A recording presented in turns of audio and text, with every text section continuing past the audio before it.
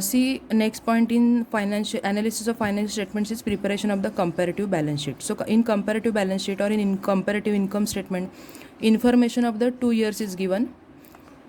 First year is called as a previous year and second year is called as a current year. So, we have to make comparison of current year with previous year. So for this purpose, we have to calculate the prepare the comparative balance sheet in 2 steps. First, you have to find out the absolute change. How to find out the absolute change? Current year less previous year, we will get the amount of absolute change, whether there is increase in amount or decrease in amount of any particular asset, liability, capital, etc. Then after calculating the amount of absolute change, next to find out the percentage change. Then how to find out the percentage change? Absolute change upon previous year into 100. Absolute change upon previous year into 100, you will get the percentage change. Percentage increase or percentage decrease. See very simple formulas there. बघा, आपल्याला comparative balance sheet बनवायची असेल किंवा comparative income statement, हे 2 formulas आपल्याला वापरायचे असतात. मग आपल्याला काय दिलेली असते माहिती प्रॉब्लेममध्ये? तर 2 वर्षाची इन्फॉर्मेशन आपल्याला दिलेली असते. 2 वर्ष दिलेली असतात. म्हणजे चालू आधीचं पहिलं वर्ष असतं ते आपलं असतं प्रिव्हियस इयर आणि नंतरचं वर्ष असतं ते आपलं करंट इयर. हे फर्स्ट इयर असतं आणि हे सेकंड इयर असतं. मग आधी आपल्याला ॲब्सोल्यूट चेंज आपल्याला किती बदल झाला आहे तो काढावा लागतो. मग तो कसा काढणार? करंट इयरच्या अमाऊंटमधून प्रिव्हियस इयरची अमाऊंट लेस करायची. आलेला असेल तो आपला असणार आहे ॲब्सोल्यूट चेंज. आता फॉर एक्झाम्पल फिक्स असेट समजा दिलेत. फिक्स असेट करंट इयरला दिलेले आहेत आपल्याला 5 lakhs आणि प्रिव्हियस इयरला दिलेले आहेत 4 lakhs. तर ॲब्सोल्यूट चेंज किती येईल? 5 lakhs मायनस 4 lakhs बरोबर इज इक्वल टू 1 lakh. असंही होऊ शकतं की करंट इयरच्या कमी आहेत 4 lakhs आणि प्रिव्हियस इयरचे आहेत 4,50,000. 4 lakhs लेस 4,50,000 आलेली अमाऊंट आपल्याला काय करायची आहे? ब्रॅकेटमध्ये लिहायची, कारण ती मायनस येणार आहे. अशा प्रकारे आपल्याला हे इन्फॉर्मेशन पुट करायची आहे आणि आपल्याला हे पर्सेंटेज काढायचे जे सोपे आहेत. आता हे ॲब्सोल्यूट चेंज काढल्यावर काय करायचं आहे? आलेले ॲब्सोल्यूट चेंजची अमाऊंट त्याला डिवाईड करायचं आहे प्रिव्हियस इयरच्या अमाऊंटने इंटू 100, कारण पर्सेंटेज आहेत. आलेलं असणार ते तुमचं percentage change. So see the illustration number 5. Illustration 5. Following is the balance sheet of Varun Company Limited as on 31st March 2019 and 31st March 2020 is given below. So see here, first we have to put the information in a vertical balance sheet. So capital is owner's fund, reserves and surplus, owner's fund. So here share capital plus reserves and surplus, you will get the net worth or net capital employed, plus secured loans and unsecured loans. These two are the sources of borrowed capital because the capital is collected in loans. So here borrowed funds or loan funds.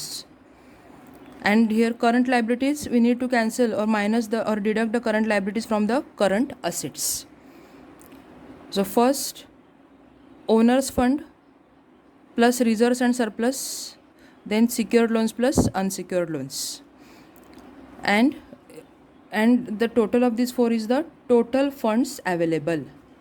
And then second is application of funds. In application of funds, first item is fixed assets, second item is investment, and third item is working capital. Then how to calculate the working capital? Current assets less current liabilities, will get the amount of working capital. So that time you need to deduct the amount of current liabilities. So see here the pro forma. First, particulars.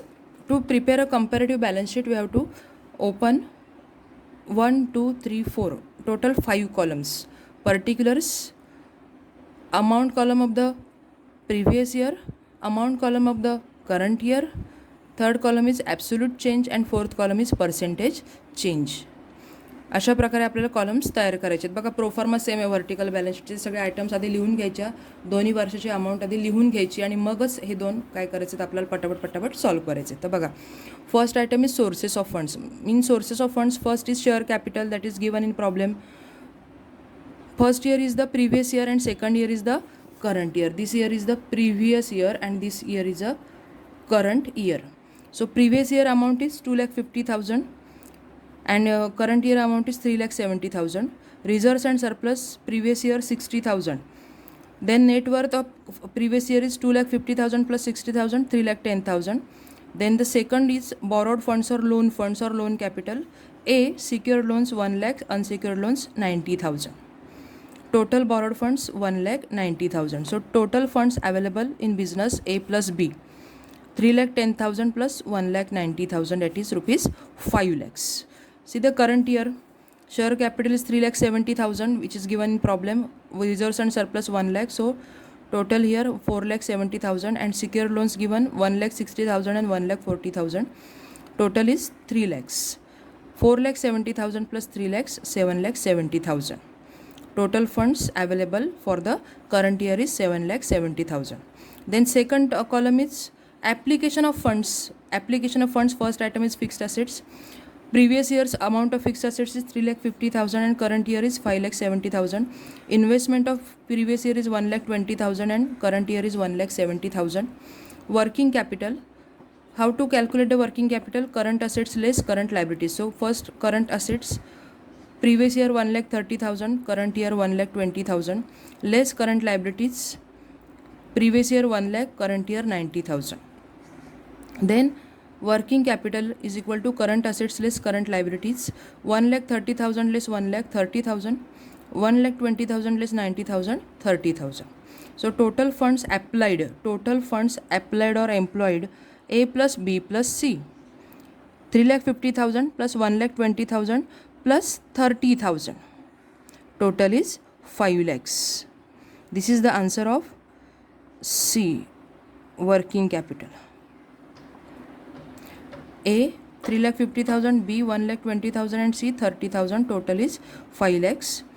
Here current year's total funds employed A plus B plus C is 7,70,000. Now see the total funds applied for previous year and total funds available for previous year should be same. Total funds applied of current year is 7,70,000 and total funds available 7,70,000. मग बघा जशी आपण मगाशी vertical balance sheet बघितली त्याचप्रमाणे हा problem आहे. तो आधी काय करून घ्यायचं आहे, क्रमाने लावून घ्यायचं आहे. बॅलन्स शीटमध्ये आपल्याला क्रम दिलेला नसतो, आपल्याला तो लावून घ्यावा लागतो आणि त्याप्रमाणे सगळ्या अमाऊंट्स टाकून आधी हे कॉलम्स तयार करायचे. बघा ह्या पहिल्या कॉलममध्ये आपण मागच्या वर्षी जे 2 वर्ष दिलेले असतात, आधीचं वर्ष असतं ते प्रिव्हियस इयर, नंतरचं वर्ष असतं ते करंट इयर. बघा प्रिव्हियस इयरच्या कॉलममध्ये प्रिव्हियस इयरच्या सगळ्या अमाऊंट्स लिहून घेतल्यात.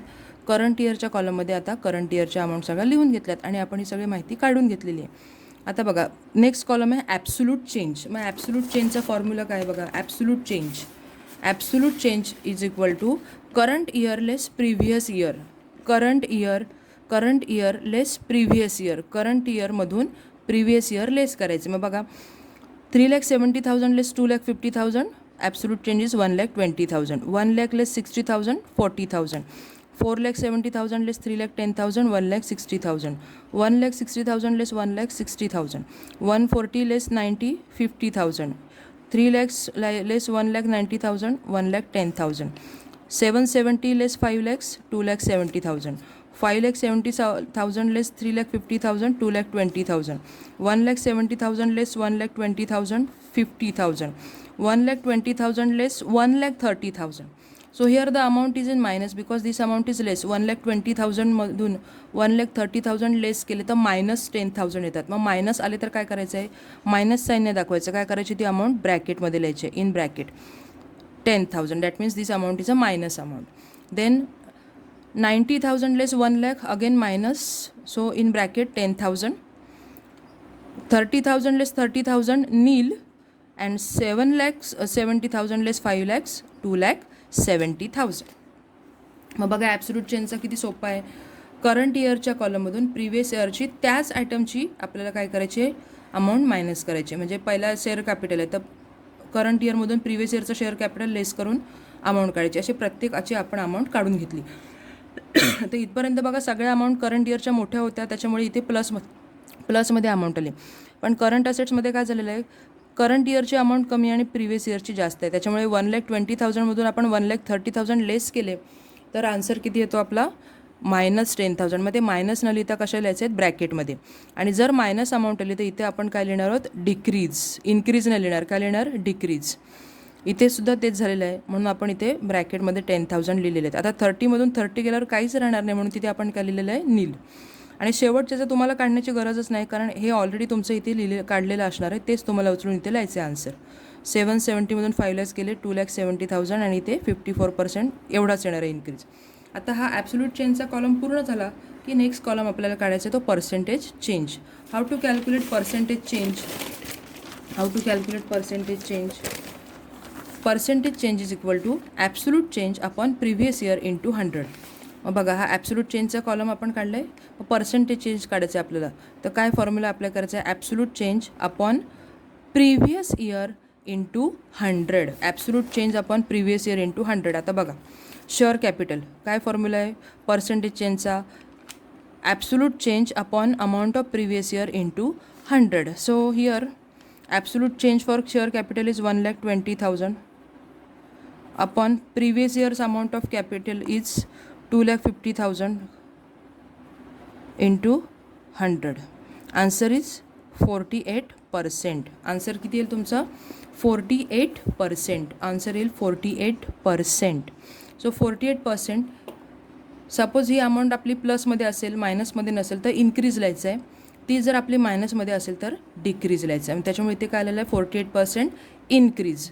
सेम आपल्याला रिझर्व्स अँड सरप्लसचं करायचं आहे. Absolute change is 40,000 less previous year amount is 60,000 into 100. Answer is 66.67%. So here the answer is 66.666. That's why here 67 is taken. 66.67%. अशा प्रकारे तुम्हाला हे सगळे पर्सेंटेज काढून घ्यायचे. जर तुम्ही काढले तर असंच आन्सर येईल. आता जिथे मायनस अमाऊंट आहे, मग मायनस अमाऊंट असेल तरी हाच फॉर्म्युला यूज करायचा आहे. आलेले पर्सेंटेज फक्त ब्रॅकेटमध्ये लिहून तिथे काय म्हणायचं आहे? डिक्रीज. फॉर्म्युला हाच अप्लाय करायचा आहे. कसं करणार तुम्ही? आता बघा इथे जिथे मायनस अमाऊंट आलेली तिथे ॲब्सोल्यूट चेंज 10,000 लेस प्रिव्हियस इयर अमाऊंट इथे 1,00,000 इंटू 100. आन्सर येतो 10%. तोच फॉर्म्युला यूज करायचा आहे. फक्त आलेला जो पर्सेंटेज आहे तो ब्रॅकेटमध्ये लिहून काय म्हणायचं आहे? डिक्रीज. 10% डिक्रीज. अशा प्रकारे हे सोप्यात सोपा फॉर्म्युला यूज करून तुम्हाला काय करायची? ही कंपॅरेटिव्ह बॅलन्स शीट प्रिपेअर करायची. काय सोपी आहे की नाही? ॲब्सोल्यूट चेंज पहिले सगळ्या दोन्ही कॉलमची 2 वर्षाची अमाऊंट लिहून घ्यायची. त्याच्यावरून ॲब्सोल्यूट चेंज काढायचा. ॲब्सोल्यूट चेंज काढला का तुमचा पर्सेंटेज चेंज येतो. कसा काढायचा? Absolute change upon previous year into 100 आला तो आपला पर्सेंटेज चेंज. जर प्लसमध्ये आला तर इन्क्रीज, जर मायनसमध्ये येत असेल तर डिक्रीज लिहायचं. अशा प्रकारे तुम्हाला हा कंपॅरेटिव्ह बॅलन्स शीट सॉल्व करायचा आहे.